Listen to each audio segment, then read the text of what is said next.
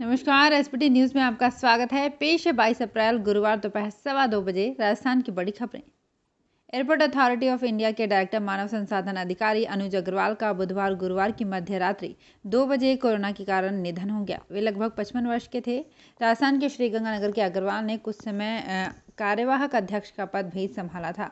कुछ दिन पूर्व वे अपने पुत्र से मिलने मुंबई गए थे। वहां से वे संक्रमित हो गए।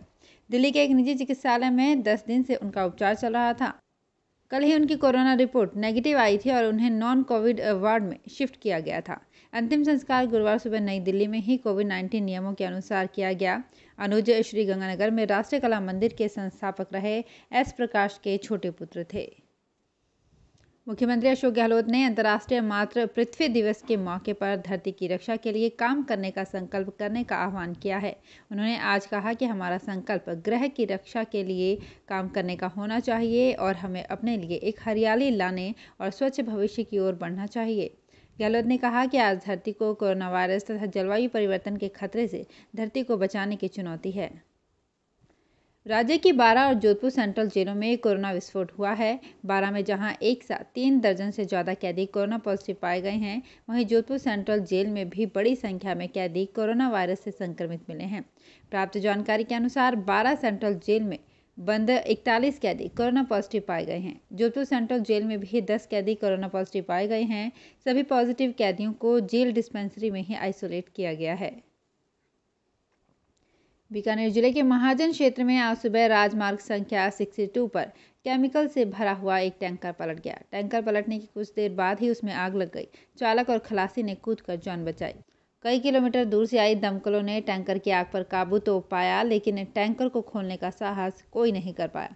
केमिकल के कारण टैंकर में धमाका हो जाने का डर बना रहा। इस दौरान 4 से 5 घंटे बीत गए और लंबा जाम भी लग गया। पुलिस ने जैसे तैसे जाम खुलवाया। राजस्थान में कोरोना प्रचंड होता जा रहा है। अस्पतालों में बेड फुल हो चुके हैं। ऑक्सीजन के कारण अस्पताल हांफने लगे हैं। कोविड अस्पतालों में बैकअप में ऑक्सीजन 6 से 12 घंटे तक की बताई जा रही है। अफसर ऑक्सीजन की किल्लत दूर करने की रणनीति बनाने में लगे हुए हैं। जयपुर में करीब 11 से ज़्यादा ऑक्सीजन गैस औद्योगिक इकाइयों को अधिग्रहण कर लिया गया है। मॉनिटरिंग के अधिकारियों को तैनात कर दिया गया है। राजस्थान सरकार ने कोरोना वायरस संक्रमितों की बढ़ती संख्या के मद्देनजर राज्य के बड़े निजी अस्पतालों में 50% तक बिस्तर कोविड-19 मरीजों के लिए आरक्षित कर दिए हैं।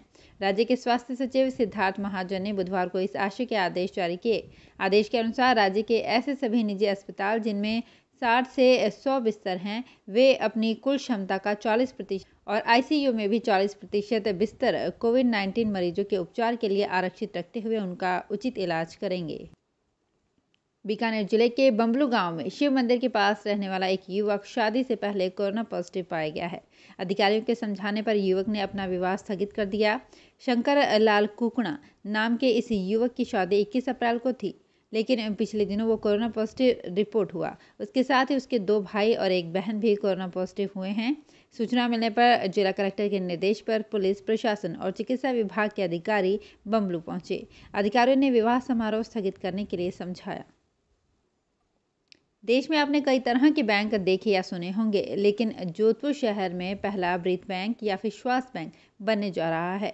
यहाँ कोरोना संक्रमण के बढ़ते प्रकोप से ऑक्सीजन की भारी किल्लत देखने को मिल रही है।